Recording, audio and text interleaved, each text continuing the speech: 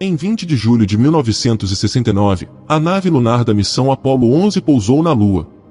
Os astronautas Neil Armstrong e Buzz Aldrin estavam a bordo. Após o pouso, Neil Armstrong tentou abrir a porta para descer na Lua. Não foi fácil abrir essa porta devido à alta pressão, mas ele conseguiu depois de um breve esforço.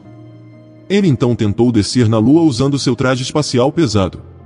A saída não era espaçosa, e por engano, ele bateu na parte superior, fazendo um pedaço da nave lunar se soltar. Eles não tinham consciência disso devido à falta de ar. Esse pedaço quebrado era crucial, era o interruptor de armamento do motor de ascensão. Sem esse interruptor, a nave lunar não poderia decolar e eles não poderiam retornar à Terra. No entanto, mais de 50 anos depois, muitas pessoas se recusam a acreditar que os humanos realmente foram à Lua. Elas elaboram teorias conspiratórias alegando que toda a missão Apollo 11 foi uma farsa encenada pelos Estados Unidos. Afirmam que as cenas foram filmadas na Terra e que o mundo foi enganado. Mas o que é a verdade? Vamos tentar entender essa história no vídeo de hoje. Vocês ficariam surpresos em saber que a verdadeira razão para o planejamento da missão Apollo 11 foi a Guerra Fria, especificamente a corrida espacial entre os Estados Unidos e a União Soviética. Em 1957, a União Soviética se tornou o primeiro país a lançar um satélite artificial, o Sputnik, na órbita da Terra. O governo americano ficou chocado ao ver os soviéticos à frente. Meses depois, em 1958, os Estados Unidos também lançaram seu próprio satélite. Mas 3 anos depois, em 1961, a América sofreu outro revés quando o cosmonauta soviético Yuri Gagarin se tornou a primeira pessoa a viajar para o espaço. Os soviéticos venceram novamente, deixando os Estados Unidos para trás. Uma semana depois, o então presidente dos Estados Unidos, John Kennedy, escreveu uma carta ao vice-presidente datada de 20 de abril de 1961. Ele perguntou ao vice-presidente como poderiam vencer a União Soviética. Estamos trabalhando 24 horas por dia em programas existentes?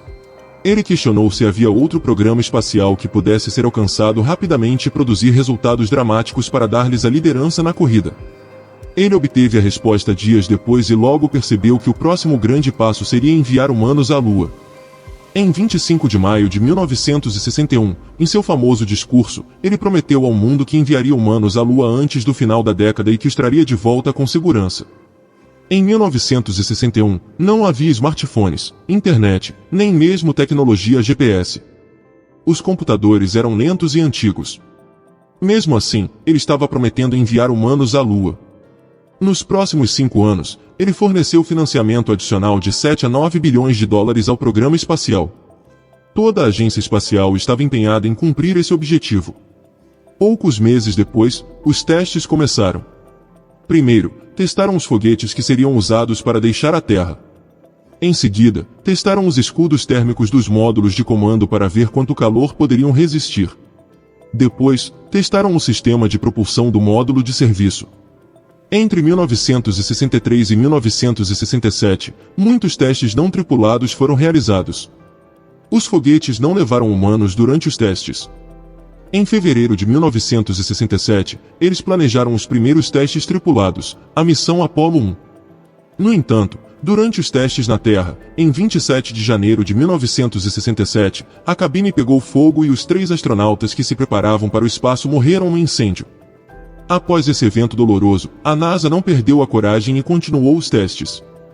Apollo 4, Apollo 5 e Apollo 6 foram todas missões não tripuladas para mais testes. Em outubro de 1968, a missão Apollo 7 foi lançada e mais uma vez tentaram enviar humanos ao espaço. Desta vez foi bem sucedido. Apenas 2 meses depois, em dezembro de 1968, a missão Apollo 8 foi lançada, com 3 astronautas sendo enviados perto da Lua. 3 meses depois, em março de 1969, a missão Apollo 9 foi lançada para testar o módulo lunar, a parte da espaçonave que pousaria na Lua.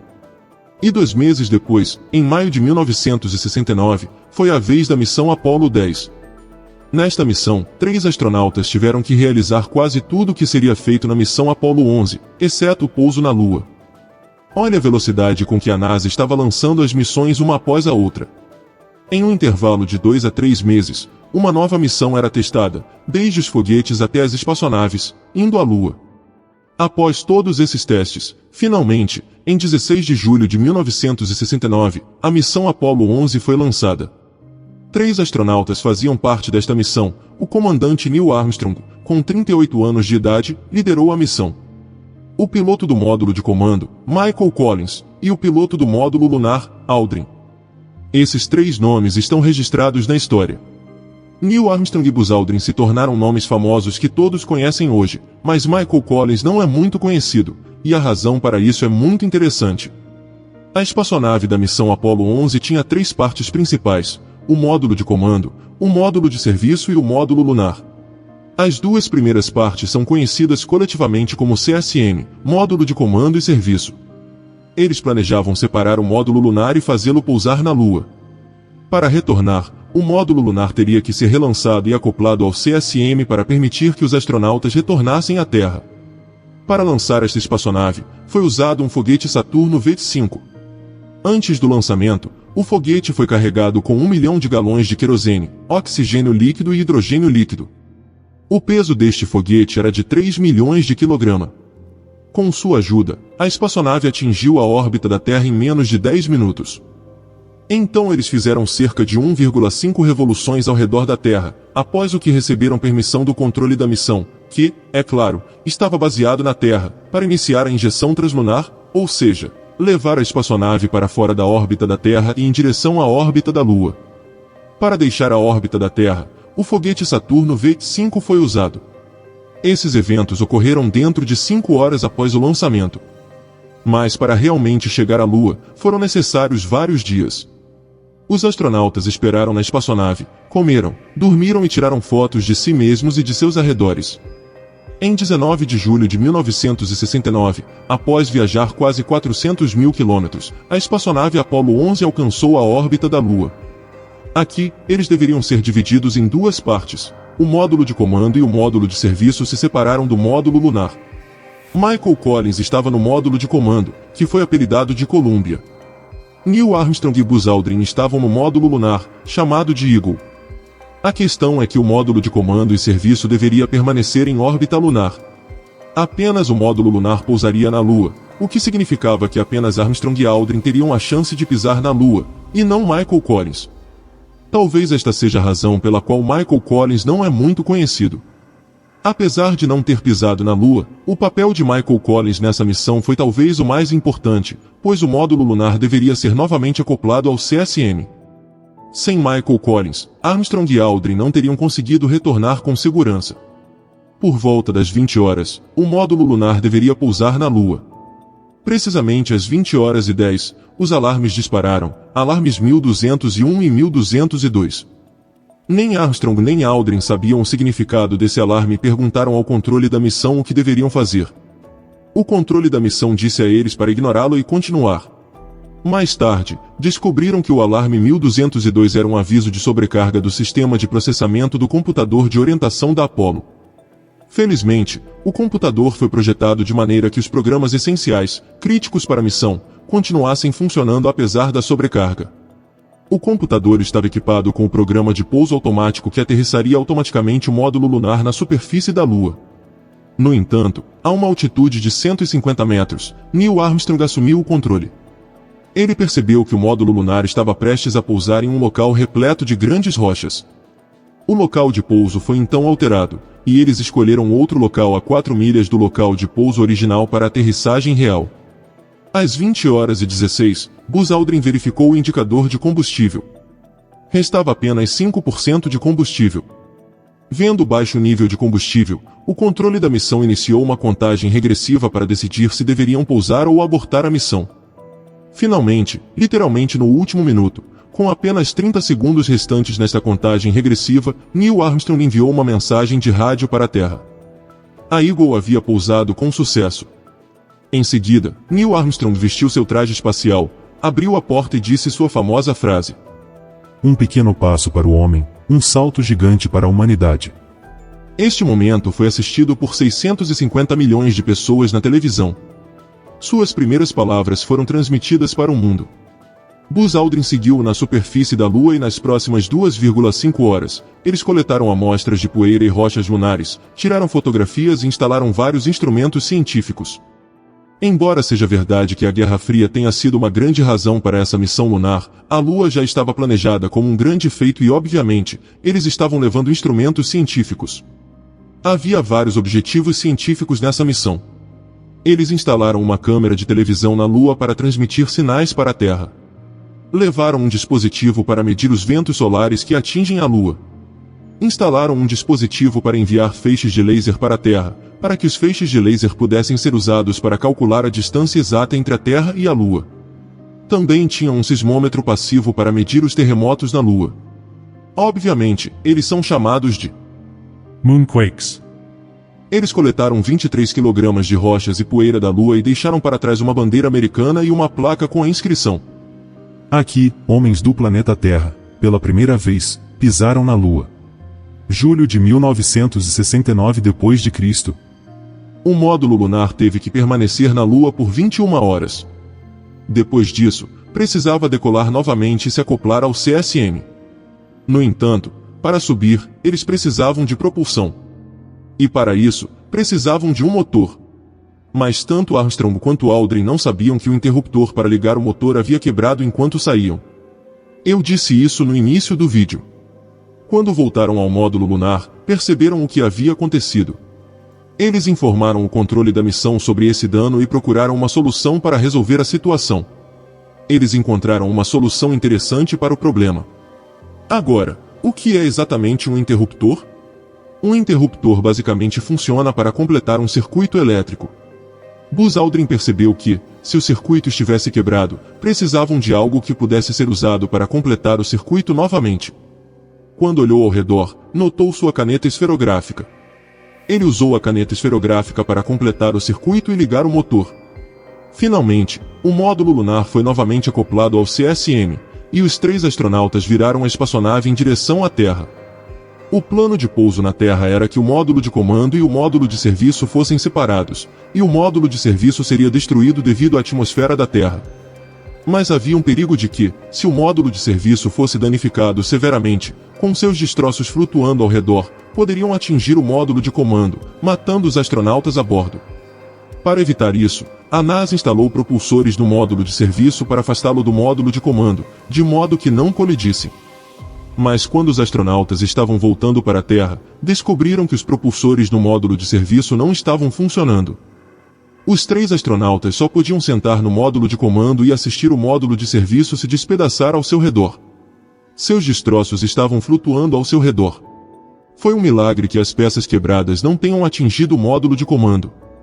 O risco de os astronautas morrerem nessa missão era tão alto que o presidente dos Estados Unidos, Nixon, havia preparado um discurso alternativo, caso os astronautas realmente morressem. Você consegue imaginar um discurso alternativo? Nele, ele havia escrito: O destino ordenou que os homens que foram à Lua, para explorar em paz, permaneceriam na Lua para descansar em paz. Esses bravos homens, Neil Armstrong e Edwin Aldrin, sabem que não há esperança de serem resgatados. Esses 2 homens estão sacrificando suas vidas no objetivo mais nobre da humanidade e a busca pela verdade e compreensão. Mas felizmente, isso não foi necessário. O módulo de comando desceu com segurança na atmosfera da Terra. Os paraquedas foram implantados, e ele pousou no oceano. Todos os 3 astronautas estavam vivos e a salvo. Esses astronautas foram então evacuados por navios de resgate do oceano. Foi realmente um milagre que tenham retornado com vida. Não foi que a missão tenha ocorrido exatamente como planejado. Eles tiveram problemas em quase todas as etapas, mas conseguiram lidar com os problemas com sucesso e retornaram vivos. É interessante notar que, após o retorno, os 3 astronautas foram colocados em quarentena por 2 semanas. Eles não podiam entrar em contato com outros humanos devido ao risco de carregar patógenos, vírus ou bactérias que poderiam ter encontrado na Lua e que poderiam causar estragos na Terra. Ninguém tinha certeza disso. Mas novamente, felizmente, nada disso aconteceu. O pouso na Lua da Apollo 11 foi a principal notícia em jornais de todo o mundo. A promessa do presidente dos Estados Unidos, Kennedy, de que os humanos pousariam na Lua antes do final da década, foi cumprida pela NASA. Em 1969, o público tinha poucos motivos para questionar o primeiro passo histórico da humanidade na Lua. Afinal, a conquista era uma celebração da supremacia tecnológica. A América finalmente venceu a corrida espacial. Mas será que a década que estava prestes a terminar em 1970, um ano antes, em 1969, a América chegou à Lua? Não pode ser que, para ter vantagem na Guerra Fria, a América tenha planejado uma operação de pouso na Lua falsa, certo? Que sua missão real de pouso na Lua falhou, e eles planejaram essa missão falsa como backup, para o mundo ver. Este é apenas um exemplo das muitas teorias da conspiração baseadas no pouso na Lua. Mas a verdade é que essas teorias da conspiração já foram desmascaradas várias vezes. Se isso fosse uma tentativa falsa dos Estados Unidos para enganar o mundo, os soviéticos nunca teriam reconhecido. Mas na Grande Enciclopédia Soviética, publicada entre 1970 e 1979, em sua terceira edição, o pouso na Lua foi confirmado várias vezes. Artigos soviéticos até foram escritos afirmando que o pouso na Apollo foi o terceiro evento histórico da era espacial. O primeiro foi o lançamento do Sputnik em 1957, o segundo foi o voo de Yuri Gagarin em 1961 e o terceiro foi o pouso na Lua. A União Soviética realmente reconheceu isso. Mas e a bandeira? A bandeira que Armstrong e Aldrin plantaram na Lua, por que estava tremulando? Não há ar na Lua. A explicação para isso é muito simples, amigos. O pouso na Lua ocorreu durante o dia, quando a luz solar atingia a Lua. E os trajes espaciais brancos usados pelos astronautas eram muito reflexivos. As câmeras da época não tinham resolução para capturar além dos reflexos. Mesmo hoje, pegue a câmera de qualquer telefone e tente tirar uma foto à noite com o flash ligado. Você não verá as estrelas no fundo. Outra teoria se refere às sombras e à inconsistência nos ângulos das sombras. As pessoas argumentam que, como se tratava de um filme de Hollywood, não havia apenas uma única fonte de luz. Portanto, as sombras estavam indo para todos os lados. Mas na realidade, o Sol não era a única fonte de luz. A superfície da Lua também atuava como uma fonte de luz complementar, pois refletia muita luz. Foi por isso que a luz se dispersou em todas as direções, e as sombras pareciam tão bizarras. Outra pergunta que surge é sobre a foto de Buzz Aldrin tirada por Neil Armstrong. Ela mostra o reflexo de Armstrong, mas você pode ver uma câmera em sua mão. Como isso aconteceu? É porque ele não estava segurando a câmera na mão, em vez disso, a câmera estava montada em seu traje, e ele podia controlá-la a partir daí. Mas quem tirou as fotos de Neil Armstrong descendo do módulo lunar? Mais uma vez, uma resposta simples. Foram instaladas várias câmeras no módulo lunar. No entanto, indo além dessas teorias sem sentido, se falarmos sobre a crítica real, nem todos estavam aplaudindo o pouso na Lua e elogiando o trabalho da NASA. Muitas pessoas criticaram fortemente a NASA e o governo dos Estados Unidos após o pouso na Lua.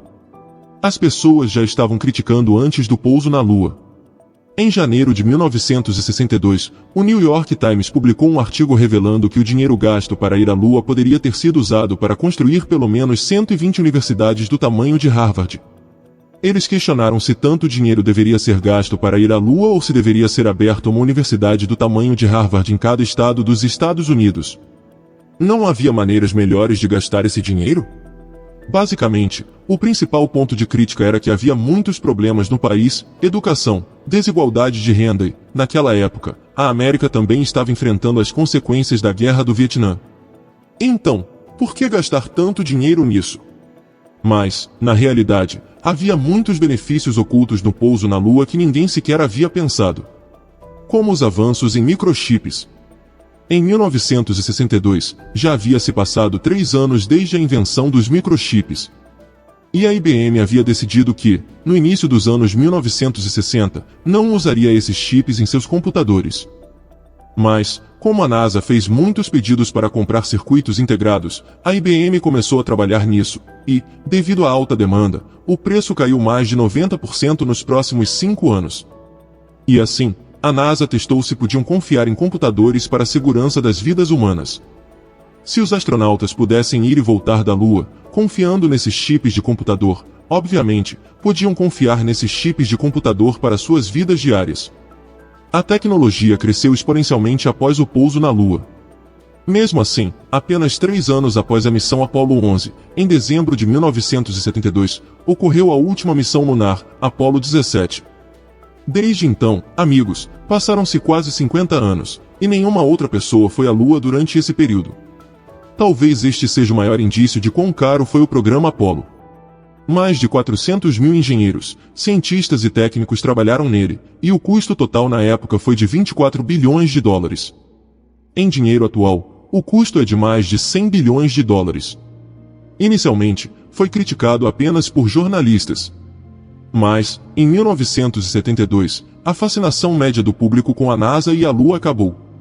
À medida que a guerra do Vietnã continuava, os problemas dos cidadãos cresciam, e a visão do programa espacial como um desperdício de dinheiro era comum.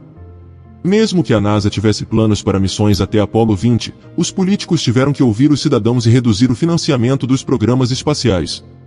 Em dezembro de 2017, o ex-presidente Donald Trump afirmou que aumentaria o financiamento para enviar seres humanos de volta à Lua até 2024.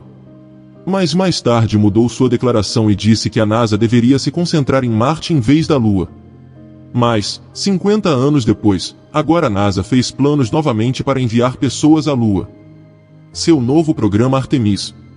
Eles começariam os testes com foguetes não tripulados, mas a NASA planeja que, até de 2025 a 2026, enviarão a primeira mulher à Lua.